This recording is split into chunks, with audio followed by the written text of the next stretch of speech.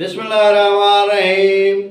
प्यारा ॿारो, अॼु असां टे अखर जा आवाज़ पढ़ंदासीं। टे अखर जे आवाज़नि मां लफ़्ज़ ठाहींदासीं। पहिरियां ई तव्हांखे टे अखर जा उहे टे लफ़्ज़ ॿुधाइबा जंहिंजे लफ़्ज़ जे शुरूआति में डे जो आवाज़ु अचे थो, लफ़्ज़ जे विच में डे जो आवाज़ु अचे थो ऐं लफ़्ज़ जे आख़िर में डे जो आवाज़ु अचे थो। उहे लफ़्ज़ आहिनि ढरो, कढण, किढ। इहे हुआ टे लफ़्ज़ जेके जंहिंजे शुरूआति में, जंहिंजे विच में, जंहिंजे आख़िर में डे जो आवाज़ु हो। हाणे तव्हांखे उहो लफ़्ज़ ॿुधाइबो जंहिंजो तव्हां कमेंट्स में मतिलबु ॿुधाईंदा। उहो लफ़्ज़ आहे डीचक।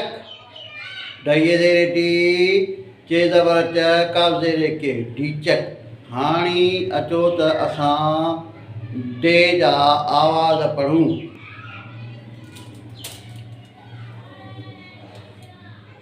डे के मथां ज़बर आहे, आवाज़ निकिरंदो ड। डे के हेठां ज़ेर आहे, आवाज़ निकिरंदो डे। डे के मथां पेश आहे, आवाज़ निकिरंदो ड।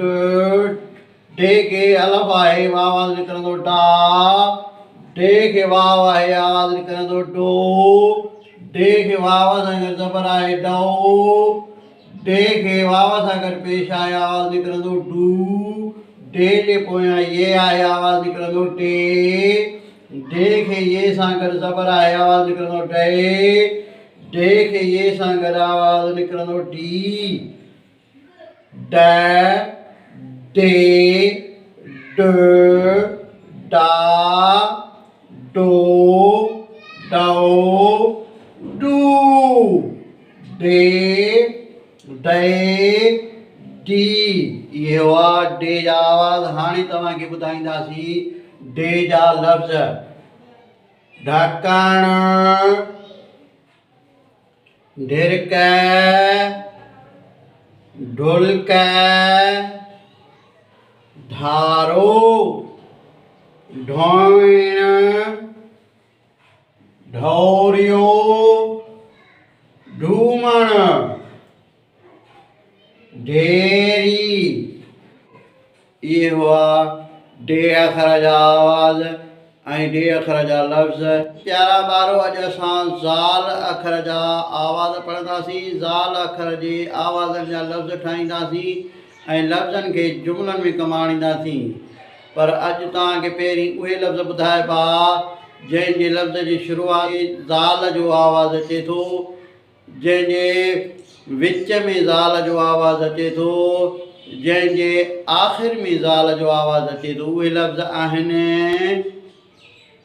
ज़िबह, अबूज़र, एनफ़ाज़।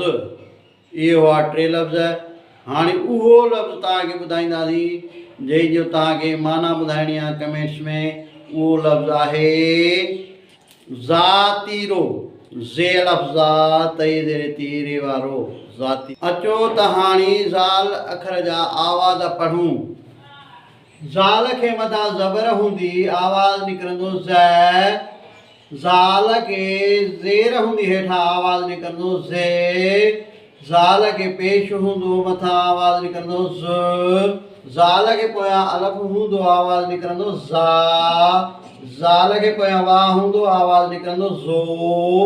ज़ाल के वाव सां गॾु मथां ज़बर हूंदी, आवाज़ निकिरंदो ज़ो।